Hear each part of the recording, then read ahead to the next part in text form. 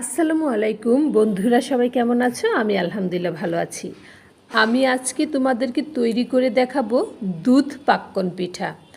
আবার অনেকে ভিজানো পিঠাও বলে, তো আমাদের এদিকে দুধ পাক্কন পিঠাই বলে।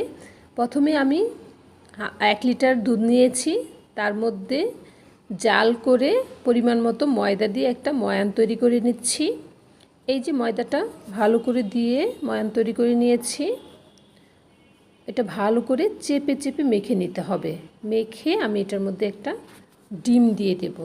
ডিমটা দিয়ে তারপর আবার ভালো করে চেপে চেপে মেখে নেব।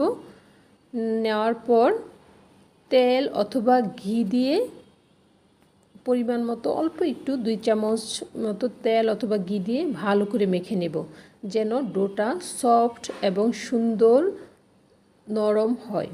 এই যে দেখো আমার ডোটা কীরকম হয়েছে, দেখেই বুঝতে পারছো। এরকম করে ছোট ছোট করে ফুল পাতা যে কোনো শেপে তুমি পিঠা তৈরি করতে পারো। করে ডিপ ফ্রাই করে নেবা, অল্প আছে ডিপ ফ্রাই করে নেবা, মানে যেন পিঠাটা লালচে লালচে সুন্দর কালার হয়। আবার পিঠাটা শক্ত না হয় সেদিকেও খেয়াল রাখতে হবে। ভেজে সুন্দর করে ভেজে তারপর এটাকে আমরা দুধে ভিজিয়ে রাখবো 2 ঘন্টার জন্য। তো আমি ওই আরেকটা চুলাতে দুধ রেডি করে ফেলেছি। প্রথমে আমি 2 কেজি দুধ নিয়েছি।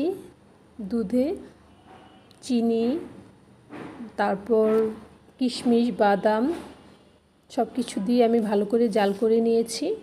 এখন এই ভাজা পিঠাগুলো আমি ওটাতে ভিজিয়ে রাখবো 2 ঘন্টার জন্য। 2 ঘন্টা পরে তুমি খেতে পারবা, অনেক সুস্বাদু হবে। এবং অতিথি আপ্যায়নে তুমি এটা আগে থেকে তৈরি করে রাখলে খুবই মজা পাবে সবাই খেয়ে। আল্লাহ হাফেজ, আসসালামু আলাইকুম।